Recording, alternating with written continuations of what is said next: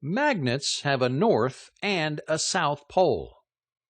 Around these poles are fields of magnetism that extend out in all directions. These invisible lines of magnetic force are called magnetic flux. These lines of flux leave the north pole of a magnet, loop around, and enter on the south pole. Where the lines of flux are more dense, for example, near the poles of the magnet, the magnetic field is strongest. As you move away from the poles, the lines of flux are less abundant, so the magnetic forces are diminished. Two magnets will repel each other if like poles are facing each other. As you move like ends of two magnets near each other, they will be repelled.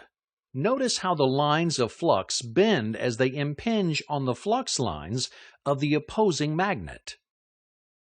This magnetic behavior will occur for both like ends of a magnet.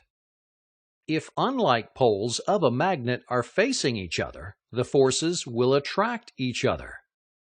As you move the magnets closer to each other, the lines of flux join and condense, increasing the forces of attraction. When unlike poles of a magnet are lined up end to end, their combined forces create a unified magnetic field and thus behave as a single magnet. When electrons move through a wire, a magnetic field is created at right angles to the current flow. If the conductor in which the current flows is a straight wire, the field takes the form of concentric circles or rings of magnetic force around the wire. A convenient method to determine the direction of magnetic current flow is to use the left-hand rule. The left-hand rule states that by pointing your thumb in the direction of the current, your fingers will naturally curl in the direction of the flux of the magnetic field. Reversing the direction of current, you can use the left-hand rule again to show the direction of the concentric circular force around the wire. This method can be used to determine the direction of the magnetic flux, as long as you know the direction of the current.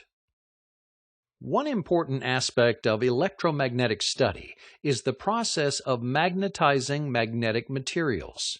Magnetic materials, for instance iron, are made up of microscopic domains. When the material is unmagnetized, these domains are arranged within the compound in no particular order. When the material is brought under the influence of an external magnetic field, these domains orient themselves in alignment with the magnetic poles. This can be done by wrapping the unmagnetized material in wire and adding an electrical current. North will be created at the end of the material in which the current is directed. When the external field is removed, these domains remain in alignment, producing a magnet.